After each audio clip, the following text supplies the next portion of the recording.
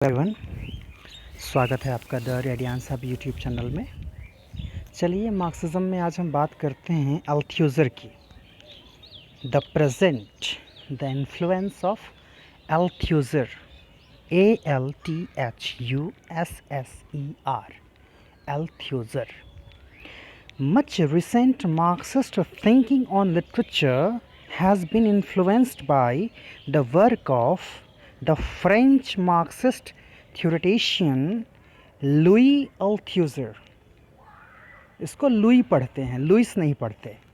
Louis Althusser 1918 to 1990।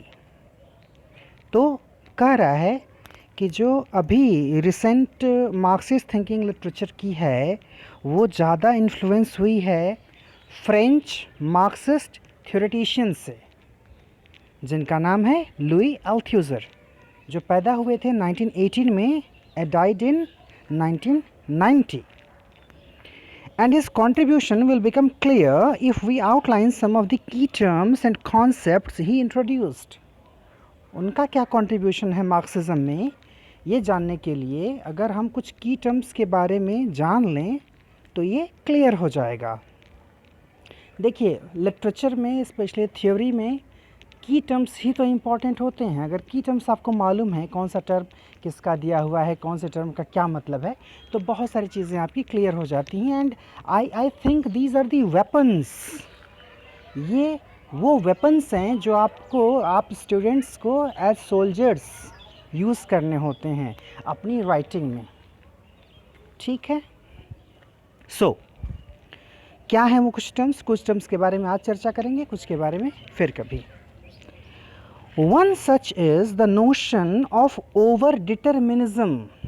Over-determinism ये एक term है जिसका अल्थ्यूज़र ने यूज़ किया है, ओवर-डिटरमिनिज्म। और ये टर्म उन्होंने फ्रायड से उधार लिया है, फ्रायड से बोरो किया है ना, सिगमंड फ्रायड दी साइकोएनालिस्ट। देखा ना, a word borrowed from Freud which designates an effect which arises from a variety of causes. Over determinism का मतलब क्या है? वो इफेक्ट जो कई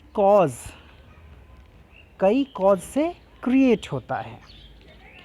ओवर डिटर्मिनिज्म, साइकोलॉजी में हम ओवर डिटर्मिनिज्म को वैसे समझते हैं, जैसे अगर जहाँ तक मैं समझ पा रहा हूँ, जैसे मान लीजिए कभी हमारा किसी से झगड़ा होता है तो ऐसा नहीं होता है, ऐसा बहुत कम होता है कि कोई एक रीज़न हो जिसके कारण से हम झगड़ पड़ें।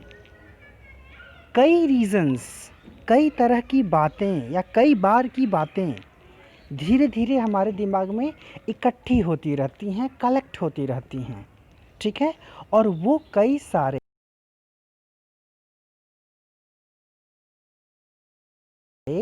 वो एक रिज़ल्ट देते हैं एक दिन, और हमारा गुस्सा फूट पड़ता है, हम झड़ जाते हैं। ठीक है, तो यहाँ किन कॉजेज़ की बात हो रही है? यहाँ चूँकि मार्क्सिज्म में उन्होंने इसको बोरो किया है तो उसको अपने हिसाब से इंटरप्रेट किया उन्होंने।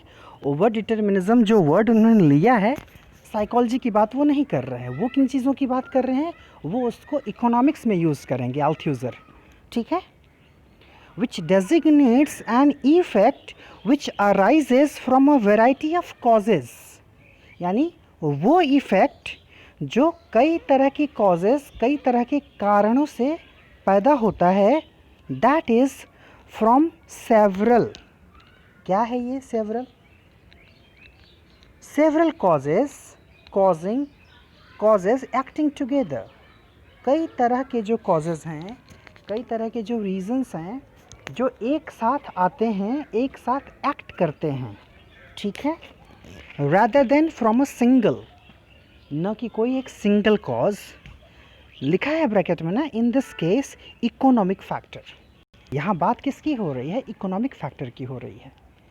ठीक है, यानी कई सारे कॉजेस एक साथ मिलकर के जो एक रिजल्ट देते हैं, that is over determinism. This concept of linked and interacting causes is intended to undercut simplistic notions of one-to-one correspondence between base and superstructure. ये क्यों बात कही गई है, बेस और सुपरस्ट्रक्चर की बात क्यों कही गई है? इसको बेस एंड सुपरस्ट्रक्चर को और बेहतर तरीके से समझाने के लिए, या कह लीजिए कि एक स्टेप आगे बढ़ करके एक्सप्लेन करने के लिए ओवर डिटर्मिनिज्म वर्ड का यूज़ किया अल्थ्यूज़र ने. क्या है ये? लिंक्ड और इंटरेक्टिंग कॉजेज़ हैं, यानी ये सारे जो कॉजेज़ हैं वो एक दूसरे से जुड़े हुए भी हैं और उनके इंटरेक्शन से जो फर्दर एक रिजल्ट आता है उसकी बात हम कर रहे हैं. This concept of linked and interacting causes is intended to undercut simplistic notions of one to one correspondence between, यानी बेस और सुपरस्ट्रक्चर में वन टू वन करस्पॉन्डेंस नहीं होता है, इस चीज़ को खारिज करने के लिए ओवर डिटर्मिनिज्म का यूज़ किया गया है. ये बेस और सुपरस्ट्रक्चर क्या है इसके बारे में हम लोग पहले या दूसरे वीडियो में बात कर चुके हैं. मार्क्स का दिया हुआ कॉन्सेप्ट है. एक बार फिर से उधर पहुंचते हैं और देखते हैं कि क्या था वो.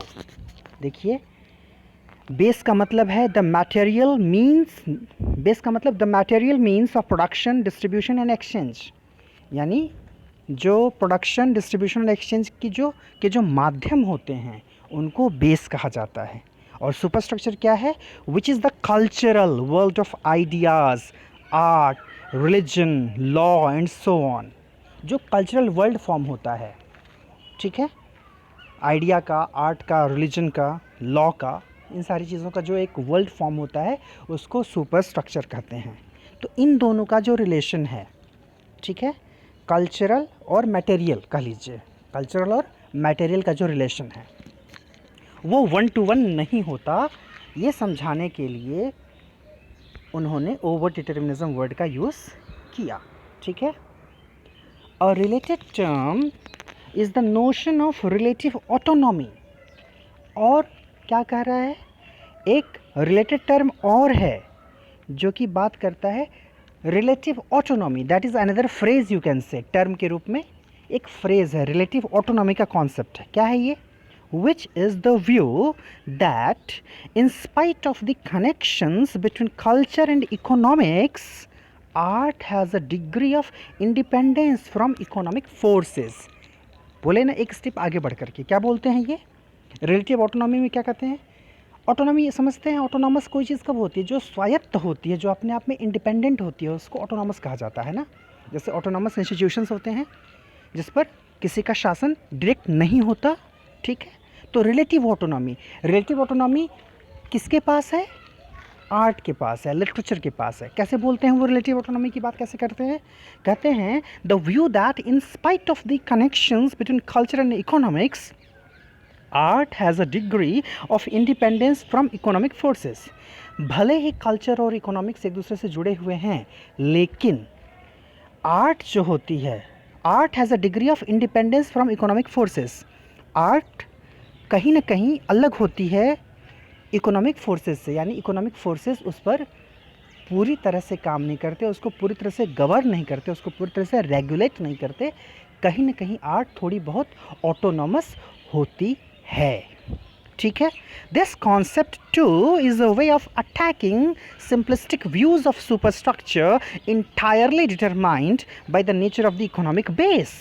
अगेन, तो इस तरह से ये कह लीजिए कि सुपरस्ट्रक्चर और बेस पर अटैक करने के लिए, यानी उसको खारिज करने के लिए ये कॉन्सेप्ट उन्होंने रिलेटिव ऑटोनॉमी का यूज़ किया. ठीक है. तो दो टर्म की बात कर ली हम लोग, ओवर डिटर्मिनिज्म और रिलेटिव ऑटोनॉमी, जिसके प्रणेता फिलहाल में मार्क्सिज्म में माने जाएंगे लुई अल्थ्यूज़र. आगे एक बहुत बड़ा टर्म, बहुत ही फेमस टर्म, जिसको बहुत ज़्यादा यूज़ किया जाता है, जाने अनजाने हम लोग भी यूज़ करते हैं, लेकिन हमें शायद मालूम नहीं अगर हम न पढ़े हुए अल्थ्यूज़र को, कि वो टर्म किन का दिया हुआ है, किन का इस तरह से यूज़ किया हुआ टर्म है. ठीक है. Even in one of my debates I use this term ideology. ऐसे अगर आप उसका हिंदी ट्रांसलेशन करते हैं तो विचारधारा समझते हैं आप. यही आइडियोलॉजी का मतलब. ये बस उतने में नहीं है, it has a deep meaning. that we have to understand. Ideology is the key term for Althusser. Althusser के लिए ideology एक key term है as for all Marxist, जैसा कि और भी मार्क्सिस्ट जो हैं उसका यूज़ करते हैं. मतलब ये पूरी तरह से नहीं कह सकते कि अल्थ्यूज़र का दिया हुआ टर्म है, और भी मार्क्सिस्ट इसको यूज़ करते हैं. आई होप मार्क्स का ही दिया हुआ टर्म है ये, जिसको अल्थ्यूज़र ने एक नए अंदाज में यूज़ किया.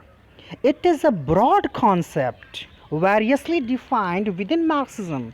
और मार्क्सिज्म में इसको अलग अलग तरह से लोगों ने डिफ़ाइन किया है. अल्थ्यूज़र की डेफिनेशन क्या है उसकी वो देखेंगे हम.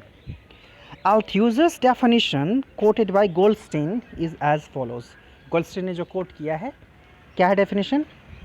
Ideology is a system of representations endowed with an existence and an historical, and है तो historical बोलेंगे, historical role at the heart of a given society. यानी एक सिस्टम, आइडियोलॉजी क्या है? एक सिस्टम है. कैसा system? possessing its logic and proper rigor, जिसकी अपनी एक ऊर्जा होती है, इसका अपना एक लॉजिक होता है, वो सिस्टम जो कि लॉजिकल होता है. ऑफ रिप्रेजेंटेशंस, तो उस सिस्टम में क्या रिप्रेजेंट किया जाता है? इमेजेस, मिथ्स, आइडियाज़ और concepts according to the case. जैसे ज़रूरत हो उस हिसाब से इमेज का यूज़ करना, मिथ का यूज़ करना, आइडियाज़ का यूज़ करना. इंडाउड विद, और क्या होता है उसमें? With an existence and an historical role. उसमें एक बात एग्जिस्टेंस की होती है and an historical role at the heart of a given. किसी भी सोसाइटी के हार्ट में जो बात होती है, मतलब उसके सेंटर में जो एक बात होती है एग्जिस्टेंस की और इनके हिस्टोरिकल रोल्स की, ये सब मिला करके एक जो सिस्टम बनता है उसको कहते हैं आइडियोलॉजी. मतलब क्या है? एक लॉजिकल सिस्टम जिसमें इमेजेस, मिथ्स, आइडियाज़, कॉन्सेप्ट्स वगैरह का यूज़ किया जाता है. ठीक है? जिसका अपना एक अलग एग्जिस्टेंस है, जिसका अपना एक अलग हिस्टोरिकल रोल है एक पर्टिकुलर सोसाइटी में, वो है आइडियोलॉजी. तो मतलब वही है, आइडियोलॉजी में क्या होता है, बहुत सारी बातें, बहुत सारी हरकतें जो ऐसी हम करते हैं नॉर्मली, हमको लगता है कि हम नॉर्मल बिहेवियर कर रहे हैं, जबकि वो नॉर्मल नहीं होता, वो हमसे कराया जाता है. वो समाज की अपनी एक आइडियोलॉजी होती है. समाज ने एक सिस्टम ऐसा बना रखा है कि हम उस हिसाब से रिएक्ट करते हैं, उस हिसाब से सोचते हैं, और हमें लगता है कि ये हमारी सोच है. ये है आइडियोलॉजी का प्रभाव. ठीक है? फिलिप गोल्डस्टीन ने the politics of literary theory and introduction of Marxist criticism में इसको डेफिनेशन को कोट किया हुआ है, जो कि अल्थ्यूज़र का दिया हुआ डेफिनेशन है आइडियोलॉजी का. We can pair this to a system of representation at the heart of a given society. Simple way में पीटर बैरी ने कह दिया कि इसको हम क्या कह सकते हैं? अ system of representations eight the heart of a given society. किसी भी सोसाइटी के हार्ट में जो एक सिस्टम ऑफ रिप्रेजेंटेशन है वो है ideology. To give a concise definition which makes culture a crucial vehicle of the values which underpin the status quo in any society.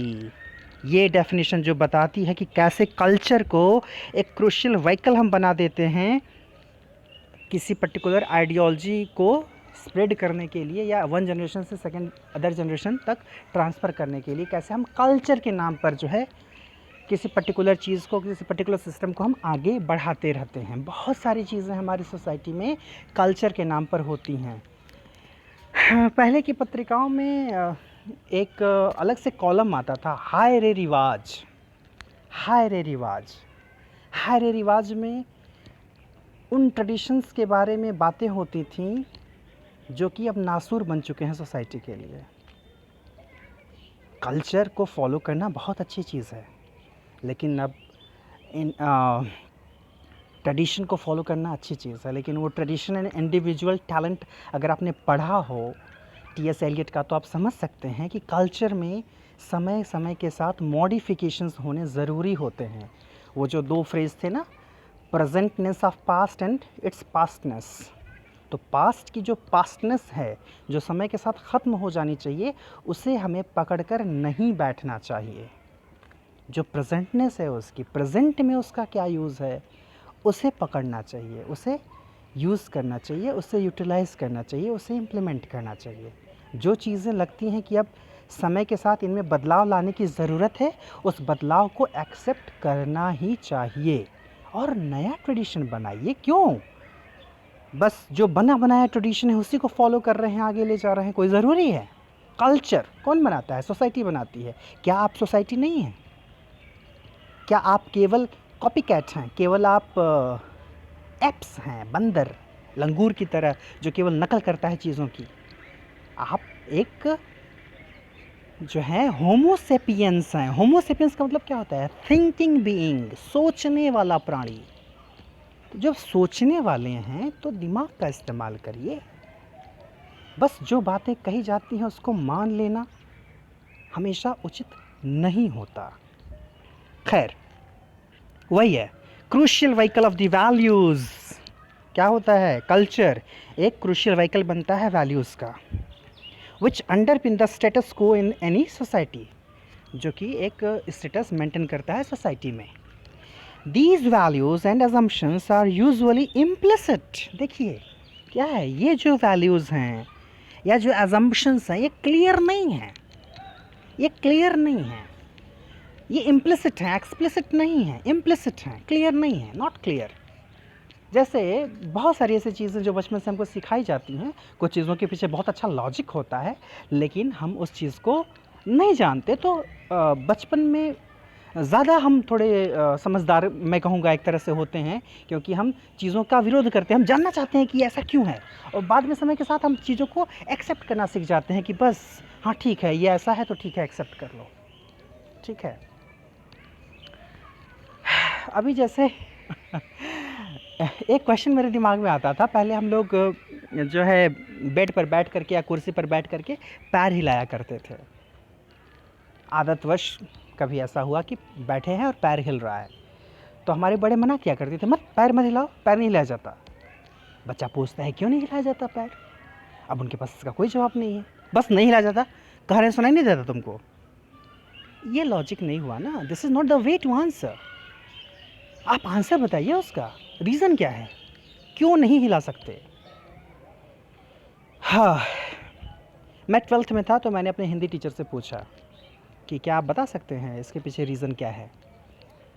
तो बोले जहाँ तक मैं जानता हूँ वो ये है कि जब आप ऐसी हरकतें करते हैं तो वो ये शो करता है कि आप मेंटली इम्बैलेंस्ड है, मतलब कुछ कहीं आपके दिमाग में कुछ ऐसा चल रहा है जो आपको थोड़ा डिस्टर्ब किए हुए है, उसी को आप बैलेंस करने की कोशिश करते हैं बाहरी हरकतों से। चाहे आप जब पैर हिला रहे हों, या जब तब आप अपने बाल पर हाथ फेर रहे होते हैं, या जब तब आप अपने पॉकेट में हाथ डाल रहे होते हैं, तो आप थोड़े से नर्वस होते हैं या आप किसी चीज़ को लेकर के थोड़े डिस्टर्ब होते हैं, कुछ भी थोड़ा सा इम्बैलेंस है भीतर आपके, उसको आप बैलेंस करने की कोशिश करते हैं।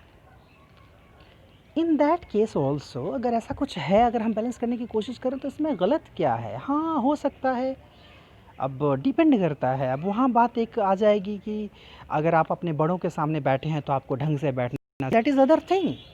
बट एक लॉजिक लगाना, कोई अकेले भी बैठा हुआ है कुर्सी पर, अगर बैठा है, कहीं पे बैठा है, बैठ करके पैर हिला रहा है, आप उसको मना करें, थोड़ा सा लॉजिकल नहीं लगता। खैर, अभी 1-2 दिन पहले मुझे पता चला, नई चीज़ मालूम चली।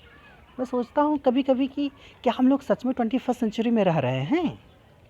जैसे मुझे पता चला, कहा बच्चियों ने कि थर्सडे को, थर्सडे शायद, I don't remember, even Thursday को सत्तू नहीं खाया जाता। हम बोले अरे ऐसा भी कुछ होता है क्या? It was a very new thing for me. अब सोचिए इसके पीछे क्या लॉजिक हो सकता है कि एक पर्टिकुलर दिन एक चीज़ नहीं खाई जाती। अब इसके पीछे कौन सा साइंटिफिक लॉजिक है, मेरे समझ के बाहर है। खैर, कल्चर फॉलो करने की चीज़ है जहाँ तक चीज़ें सही लगती हैं। कुछ भी ऊट पटांग अगर सिखाया जाए कल्चर के नाम पर तो वो सही नहीं है। जैसे अभी कुछ देर पहले मैं हायरे रिवाज की बात कर रहा था, उसमें मैंने पढ़ा था एक छोटी सी स्टोरी की, रियल स्टोरी थी कि एक घर में एक बुआ थी एंड शी वॉज़ वीडो। तो घर के अच्छे कामों में उनको पार्टिसिपेट करने नहीं दिया जाता था। तो घर में भतीजी की शादी हो रही थी। अचानक क्या हुआ, वो बुआ पास में ही बैठी हुई थी, तो दर्री पड़ी हुई थी, दर्री को उठा करके बाकायदे दुल्हन को लपेट दिया उसी से, ताकि वो जलने से बच जाए, और वो बच भी गई। दुर्योगवश आग लग गई, तो उन्होंने उसको दर्री से लपेट दिया, आग बुझ गई, वो बच गई। अच्छा, उसे उन बुआ को शाबाशी देने की बजाय जो पंडित जी करा रहे थे पूजा, उन्होंने यहाँ तक कह डाला कि इनकी उपस्थिति यहाँ थी, ये थी यहाँ मंडप में, इसीलिए आग लगी है। अब बताइए। तो इस तरह की बातें, इस तरह की रूढ़िवादिता, ये ऑर्थोडॉक्सी बिहेवियर, सोच कितना हेल्दी रखेगी सोसाइटी को। खैर, आगे बढ़ते हैं। कह रहा है these values and assumptions are usually implicit, often unrecognized, but suffuse all the artifacts and all the culture of a given time. Clear नहीं होता, अनरिकग्नाइज्ड होता है, लेकिन अपने आप में सब कुछ समेटे होता है एक पर्टिकुलर सारे कल्चर को एक गिवन टाइम में। So this definition too departs from the crudity of the base superstructure model. तो इस तरह से जो डेफिनेशन भी आइडियोलॉजी का उन्होंने दिया हुआ है, सब कुछ समेट लिया है उसमें, तो केवल एक की बात नहीं कर रहे हैं। तो इसलिए बेस सुपरस्ट्रक्चर मॉडल के अगेंस्ट ये भी कॉन्सेप्ट है, in which the former determines the nature of the latter. इसमें क्या होता है बेस सुपरस्ट्रक्चर में, कि सुपरस्ट्रक्चर को कौन डिटरमाइन करता है, बेस करता है, ऐसा एल्थ्यूजर का मानना नहीं है। Now says Goldstein, the economic infrastructure still influences ideological practices, but only in the last instances. तो गोल्डस्टीन क्या बताते हैं कि जो इकोनॉमिक इंफ्रास्ट्रक्चर है वो इन्फ्लुएंस करता है आइडियोलॉजिकल प्रैक्टिसेस को, लेकिन हमेशा नहीं, but only in the last instance, अंत में आकर के। यानी उसके अलावा और भी बहुत सारी चीज़ें होती हैं जो कंट्रीब्यूट करती हैं आइडियोलॉजी के फॉर्मेशन में। ठीक है, आज यहीं तक। डिसेंटरिंग या और बाकी चीज़ों की बात हम बाद में करेंगे। तब तक के लिए नमस्कार।